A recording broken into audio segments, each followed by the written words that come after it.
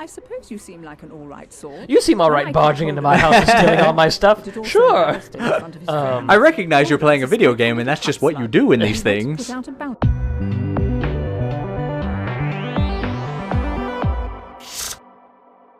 After watching Captain Marvel, I noticed the continuity there. with Samuel L. Jackson. But with the Star Wars thing, it's more of I'm just interested. I'm reading all this, by the way, as I'm chit-chatting. I figured a lot of this is tutorial area anyway. Like, like how that guy's face, like his face section, looks normal, and then all the rest of it's alien. Everything else is just covered in goop. Yeah. It's just something interesting to think about in the Star Wars universe. Like, as a kid, I didn't think about that kind of stuff. Like, like Tatooine. How long is a day on Tatooine? There's like 2 suns out there. Right. You know. And how? I've heard enough about these shields. And how is it that all these planets are inhabitable? You know, because they're all different. Because the Earth is in what's called a Goldilocks zone. Right. That's why we can exist here.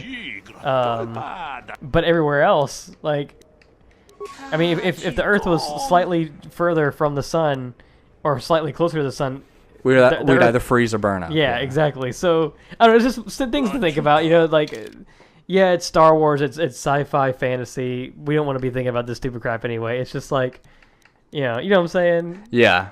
Well, I mean, it's not improper to wonder those things, but also it's a matter of like it's also silly to overthink it. The story, they're trying to. Who cares? It's also, I mean, there's a giant space worm that lives in a meteorite. Well, see, consider this. There's a thing called high sci-fi and low sci-fi. High sci-fi is the kind of science fiction where when you read the book, you have to get through pages of encyclopedic knowledge because they're explaining this. They're taking their time to explain how we can have all these planets and how the ships traverse from universe to universe.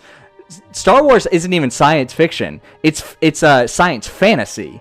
It's like it's between fantasy, wizards and warlocks, and sci-fi. They don't really explain like hyperdrives. They're like, oh, we can do this. Yeah, and they don't need to. And then something like Mass Effect is considered more low sci-fi because they do give some explanations as to how like the Mass Effect fields work, but they don't get into like super detail or whatever, like a lot of high science fiction does. And so, like, reading high science fiction is laborious because you have to get through. So it's a slog. Yeah. Star Wars wouldn't be what it is if they tried to do that stuff. I'm sure. Yeah. I'm sure. All right, so we have this is the reason we were talking to the weird alien man male Twi'lek dude was because he's a merchant and he's just tutorializing merchantry. Okay, that's what I figured. That's what I was reading. But the cool thing about this game and a lot of games like it is that they don't just go out there and say, "Hey, I'm a merchant. Press A to access my wares." He tells us a story to get us to understand how the merchant system works in this game. And that's what I love about. Are we using a Nokia Sidekick for our menus? But that's what I love a lot about BioWare games is that there's story everywhere. There's always a story to be told. So I think the most important thing for us to buy right now is just some med packs. Well, I'm literally one away from being able to, or not. I'm gonna keep some conversation going while you do your thing. I was actually just recently listening to a podcast about they were talking about Dungeons and Dragons, and they were talking about how. And it sounds super interesting, but if you're a dungeon master, like if you're the dungeon master of your Dungeons and Dragons group, you can't just come barging into someone's home. You had to write all these different possible storylines for what's going on. And this guy was talking about how his friend was a dungeon master, and he was he wrote down this whole storyline for like they went to a tavern and the waitress there had a scar on her face, and that you could. One of the options that he gives you as the dungeon master is inquire about her scar. Right. And if you ask about the scar on her face, it spirals out into this huge storyline that he wrote out where like her boyfriend was abusive and he's part of this gang and they hoard all this stuff and they have treasure in this cave, whatever. It's a huge thing that... here we go.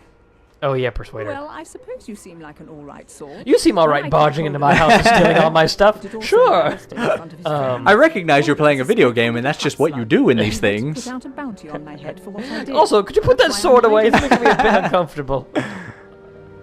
At least he doesn't have his nipples out. A hut slug. I'm going to start calling people, you little hut slug. You know, Gimpy and him kind of favor each other, don't they? Yeah, they kind of do. Isn't that wild? I think we have a thing. Maybe so. I think I'll just collect that bounty on your head. I doubt it. But also, Holden is one of Darvik's men. When you work for he the doesn't local have crime lord, Eustace the authorities tend to turn a feet, blind eye. Right. I'm afraid this is His between me and pecs Holden don't now. poke through his shirt. And he doesn't have an undercut. But anyway, what were you saying about the girl with the scar? Oh, anyway, okay, so yeah, Good try, I guess. basically this guy You was usually just talking have about to how learn the Dungeons and benefits of Dragons is being like the with Beans for original, Darvik. Yeah. Working for the like- local crime lord lets you get like away a lot with of things. RPG. They're comparing it to Still, I RPG appreciate games the like this, offer. where it's like even the shopkeepers are fun, I can't help you and it's sad whenever you get to a place and the shopkeeper is Goodbye just and this good luck. dude. Right. It's just like, hey, I've got new wares. Right. Even, I mean, Skyrim does it. Skyrim is kind of like the mainstream example of an RPG game that everyone knows and Yeah. loves. And, you know, the shopkeepers like Bellathor. You know, I remember Bellathor. But his storyline only goes so deep, you know? Right. And they were just talking about how Dungeons & Dragons is the original, like, because you can write out these stories and you can do it however you want. Yeah. And then that's something that his group, if they wouldn't have decided to inquire as a group about the Lady Scar, then that storyline would have never happened Right. for them. And that's something that maybe the Dungeon Master could pocket for their next adventure Yeah. or whatever. But it sounds like such fun. But like Dungeons Yeah. and Dragons games can go on. And the reason I was talking about this, what made me think of it, was you used the word laborious. Dungeons and Dragons games It can be. Yeah. they can go on for months. And it depends on the frequency at which your friends can get together Right. to play, of course. But it's I mean, I've heard stories about people having Gavin one says D&D you game missed that your lasts last for game. years. yeah, it sounds like fun. Ooh, a Balchinian. So Davik is like, he's kind of the local gang dude. Man, the textures on that alien's face are a little A rough. little wild. Sorry, you're out of time. Now it's all or nothing. Davik can't have I think this is why that much. I'm super How can I give you upset credit that if Star I Wars don't 1313 have? got canceled, is because it was supposed to be a game that took place in Coruscant, level 1313, I believe. And you're supposed to play like a bounty hunter Somebody type help! character. They're going to kill So basically, me! this is organized crime enforcers. They're coming to collect money because this guy owes them tribute. Hold on a sec. Looks like we got our. Wait, are we on Coruscant? No, we're on a Coruscant equivalent. It's like Okay. a big, it's a city that kind of wraps around an entire world just like that. I got you. All right, so I don't like your attitude. I better teach you a lesson. the enforcers noticed we were here. So do we want to stand up for the dude? Do we want to be spiteful, or do we want to just try to weasel our way out? I mean, our character would probably weasel his way out, but I also don't. I'm a scoundrel, but I don't like a-holes. Yeah. So let's teach him a All right, lesson. let's teach him a lesson. All right, I'm Go gonna go cut after those the ball. balls. Yeah, cut those balls off his face. Okay. What happened? I don't know. Excuse me? Oh, did I just? Did you die? No, I didn't die. I think I might have just gone through that door. Oh. I don't know how that happened. Let's go back.